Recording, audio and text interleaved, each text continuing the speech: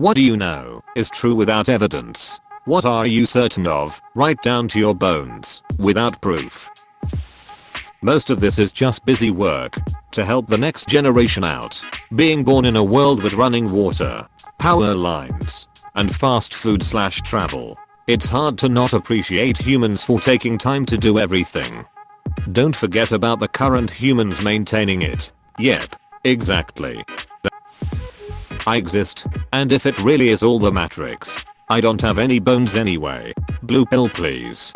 The person who wrote this comment doesn't even exist anymore. It's now just a memory in your brain that will warp and decay every time you access it. It's now a past version of yourself who thought and wrote this. You only exist for split seconds as time moves forward from one moment to the next. And there's some evidence even our consciousness is an illusion of our minds. How can you be so sure you exist? How can you be so sure the person who woke up this morning isn't implanted with every memory you have for the purpose of making you think you're you, and always have been? What if you're just some kind of memory experiment? You can be sure you exist, because even if you doubt every tiny, minute detail of your experience, you cannot doubt the fact you are doubting. And doubting is a type of thinking. By necessity. If you are thinking, then you exist. Cogito ergo sum. When I ran across Descartes and Buckminster Fuller, it motivated me to at least try to think for myself. Still trying decades later. Reddit supermods have the ability to give unlimited free awards on Reddit. This allows them to make certain opinions get more visibility and normalizes paying real money for Reddit images. I'm convinced the poem for your Sprog guy either has something like this going on, or he buys his own Reddit golds. But Sprog is a Reddit celebrity who regularly creates solid new content. Why is it hard to believe the gold they are awarded is authentic? Is it the same person repeatedly giving money to Reddit every time for being funny? Or do 20 new suckers people decide, hey, I recognize that commenter, let me give Reddit 5 because of how much I like Sprog? Apostrophe. Life on other planets. Not green one-eyes aliens, but even insects and things like that. I often ponder on the idea that aliens know that we exist, but they haven't reached an agreement among themselves as to how they will approach us, lest they duck up our ecosystem or health etc. Just like we would probably do if we discovered alien life. There is probably 7 degrees of separation from everyone, and a serial killer. That number is probably lower than 7. I always wondered how Dexter could find a new victim every week. He lived in Florida. That there is other intelligent life in the universe. We may never encounter it. Certainly not within any of our lifetimes. But it's out there somewhere. The universe is too goddamn big for us to be the only ones. We have hardly explored the ocean in its entirety on our own damn planet. So it's amazing to think what else could be out there in the universe. What we know is a drop. What we don't know is an ocean. Apostrophe. Quote from Dark. Right. Although it's probably way older than that.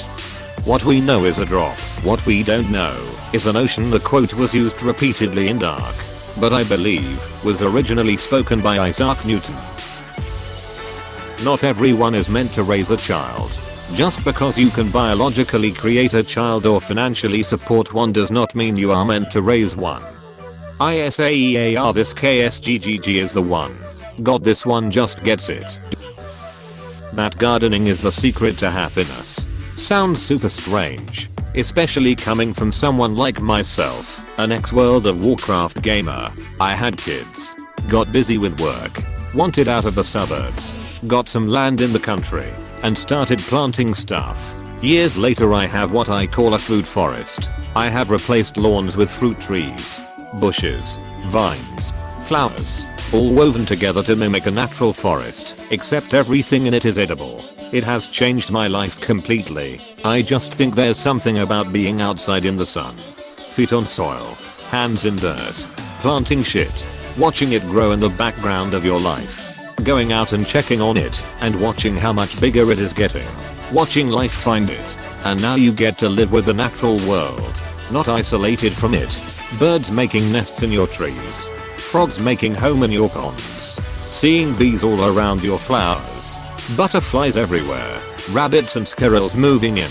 then owls moving in to eat those. It's this wonderful trophic cascade that you started. And it's incredibly rewarding. Plus, being able to just walk outside and get chemical-free nutrient-rich dinner is amazing.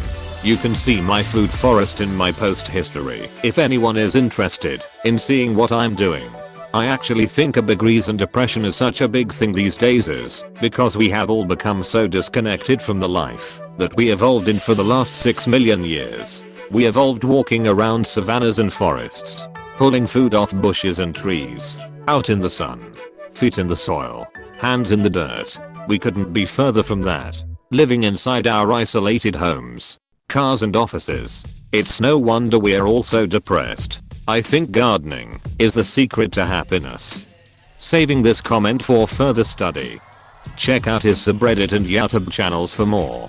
And r/permaculture. Start small. You don't have to go all in. The more you learn, the more you put into practice, the more peaceful, meaningful and satisfying your life becomes. I don't care who you are, or what you think, or even what the science says. Geese are evil creatures. No good creature has teeth on their tongue. Fair. My sister ate the whole ice cream box without asking my parents. That the funeral home by my house is run by some sort of criminal organization. I always see the same gangster looking guys hanging out in front of it smoking cigars and drinking beers. Does this funeral home have its own crematorium by any chance? Ozak has taught me that it can be a really convenient way to get rid of bodies. The most efficient way. For me, no matter what happens, no matter what I do or don't do, no matter what I achieve or fail at, I know my dog will still love me and wag his tail when I get home. Dogs are the best. They really are. Doglets are the best. They really aren't. Since the Manhattan Project, building of the nuke during WWII by a small group of scientists with unlimited resources, government/billionaires got spooked and science, with a capital S, is no longer a free market of ideas, where any good idea can get pursued. Instead, scientists are very carefully guided towards projects with a funding model that is quite, perverse. Source: I'm a public funded scientist who's published in Cell. Still no real evidence for this though. Epstein didn't kill himself. Counter conspiracy theory. Epstein killed himself before the others he knew would come get him good. Counter conspiracy theory. Epstein was ordered by said people to kill himself, or have those close to him pay the price for him. This is my belief. He did it to save the people he genuinely loved, knowing he would be dead after them, and he would have to deal with their loss too. There is some Godzilla shit at the bottom of our oceans. Deep sea gigantism will not fail me. I too have seen the documentary Cloverfield, or Pacific Rim, you know. Maybe those movies should talk to each other. Sounds like they have similar issues. I love having backyard chickens. Alright, tell me more. Cause I've been thinking about this, and I can definitely see good and bad stuff in owning them. What's so great about backyard chickens? Stick with up to 5. Any more are noisy, smelly and can be hard work.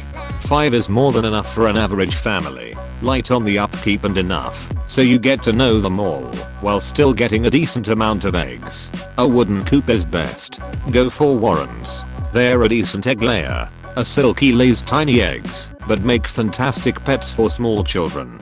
So you have any specific concerns? My biggest concerns are keeping them safe from local predators, coons, coyotes, stray cats and dogs, and b, bothering my neighbors with noise and or smell.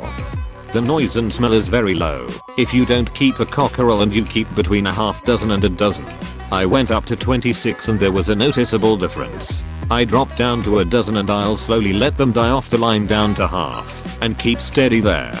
The best way to keep them safe is Harris fencing. It's glorious, cheap, predator proof, and as long as you make a complete cube of fencing, you can let grass etc grow through the floor. Your girls should be fine. Keep a regular eye out for digging etc. I'm in the UK and it's foxes here, but I've not lost one chicken. I'd send you photos of my setup, but I don't have an online image account.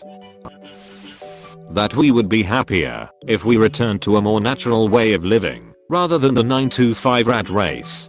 Like 12-to-7 on the field, yes, especially if you're a football player. Absolutely nothing. Only the Sith deal in absolutes. That if God was real, he would cause another flood, except this time he won't tell anyone to build anything. PSH. Floods are so yesterday. Now all you do is slowly raise the global temp about 3 degrees Celsius and watch us argue about whether or not it is happening, while we all die. Ironically, this will also lead to floods. That my life is better without children. Been married 12 happy years and I'm sure that's why. Most company CEOs don't really know what they're doing. Whether their business thrives or fails has more to do with luck than anything else. There are exceptions, but most of them have a completely warped sense of their own brilliance. I think you have to make an addendum.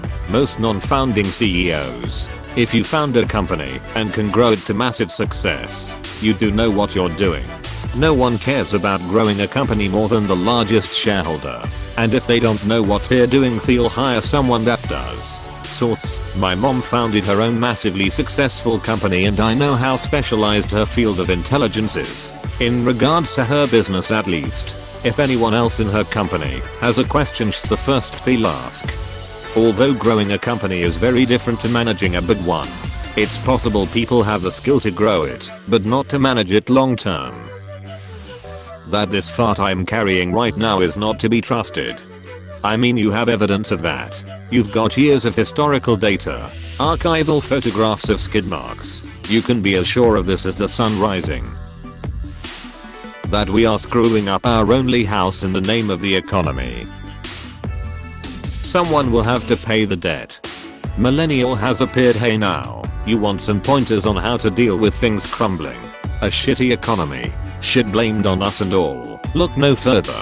The Millennials Guide to the Galaxy. We not only got ducked once by a big crash, we are getting ducked again. Plus all the stigma and stereotypes that are against us. It's no wonder why we are like the way we are.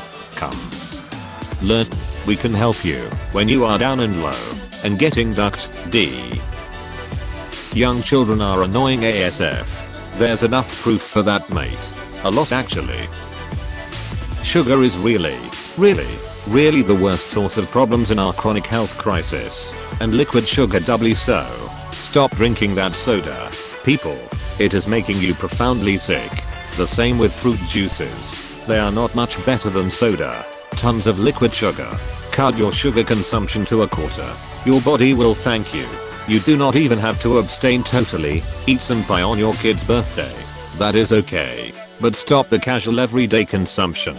You will quickly become leaner and the threat of having diabetes mellitus second type in the future will likely go away. Sugar, or better said fructose, which forms half of table sugar, acts as a chronic poison if you keep eating it in large quantities. We are not built to consume a lot of sugar. Edit, added more and preach. Believe me, I do. I managed to wean my mother off sugar at 69 years of age. She is in best shape in at least 20 years. That's great to hear. Sugar is ducking bad man, but it's hidden in almost everything. Hey, thanks for watching, and don't forget to subscribe.